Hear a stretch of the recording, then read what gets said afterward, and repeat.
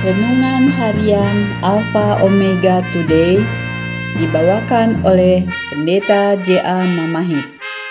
Adapun firman Tuhan mengatakan, tak berkesudahan kasih setia Tuhan, tak habis-habisnya rahmat-Nya, selalu baru tiap pagi, besar kesetiaan-Mu. Ratapan 3 ayat 22. Marilah kita siapkan hati dan pikiran kita untuk menikmati berkat-berkat rohani dalam renungan berikut ini.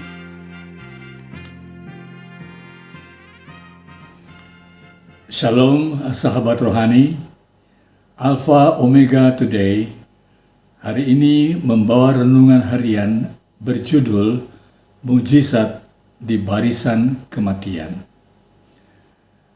Buku 2 Korintus 5 ayat yang ke-17 berkata sebagai berikut.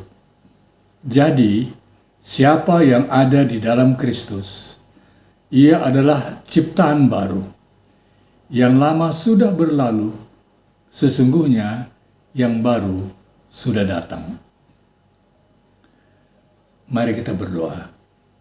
Bapa di surga, berbicaralah kepada kami melalui renungan harian ini ya Tuhan, agar hidup kami menjadi baru di hadapan hadirat Tuhan, membuang kehidupan yang lama. Kami selalu bergembira di dalam kebenaran Tuhan dan di dalam mengasihi Tuhan seumur hidup kami. Terpujilah nama-Mu dalam kehidupan kami Bapa, dalam nama Yesus Tuhan kami. Amin. Saudara, Sam Tannehill, seorang penjahat yang menceritakan kisahnya berada di barisan kematian, merupakan contoh dramatis tentang kuasa firman Allah yang mengubah kehidupan seseorang sepenuhnya. Masa kanak-kanak Sam jauh dari ideal. Orang tuanya bercerai ketika ia berusia 5 tahun. Dan dia keluar masuk dari banyak keluarga yang berbeda-beda, sehingga membuat dia kebingungan dan merasa tidak diinginkan. Pada usia 10 tahun, Sam memulai satu rangkaian kejahatan kecil. Mencuri barang-barang kecil di toko, masuk tanpa izin ke daerah larangan, yang menuntun kepada perbuatan-perbuatan yang salah yang lebih besar. Akhirnya, Sam dihukum atas pemalsuan dan dimasukkan ke dalam penjara. Setelah dipenjara selama 5 tahun, ia dilepaskan. Namun, 2 minggu berikutnya dia merampok sebuah restoran kecil di Ohio. Setelah memaksa masuk seorang pelayan ke dalam mobilnya, ia melarikan mobil keluar kota. Pada hari berikutnya, tubuhnya babak belur dipukul orang. Suatu waktu, Sam ditangkap dan diganjar hukuman mati di kursi listrik. Sementara di penjara, ia dikunjungi beberapa orang Kristen. Salah seorang mengulurkan Alkitab, pemberian putranya yang berusia 9 tahun.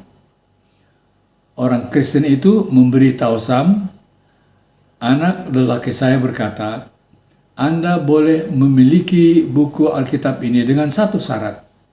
Anda harus membacanya. Saudara, meskipun pada awalnya Sam hanya tertarik sedikit terhadap Alkitab, ia akhirnya membukanya untuk menghilangkan rasa jenuh. Ia segera tertarik dengan bacaan itu.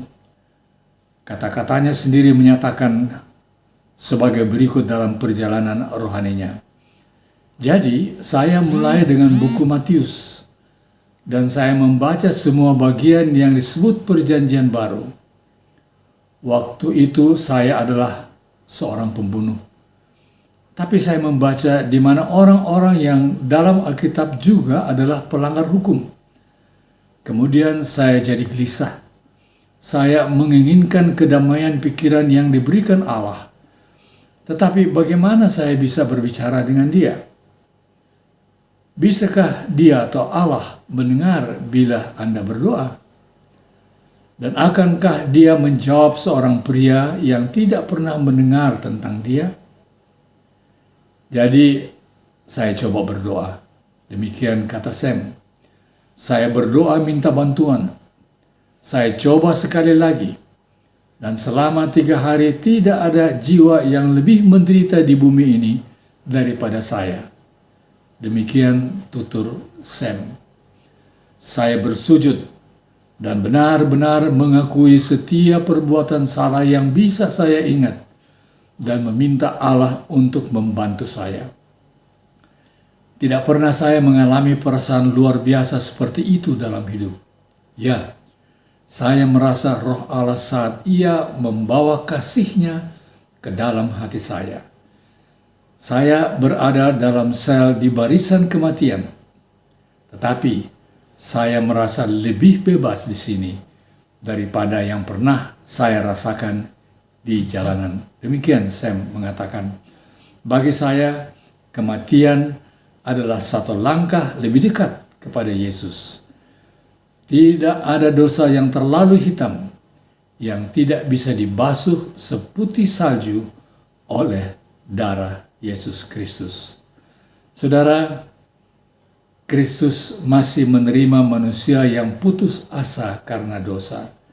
Jika Anda belum menyerahkan hidup Anda kepada Dia, mengapa tidak melakukannya sekarang?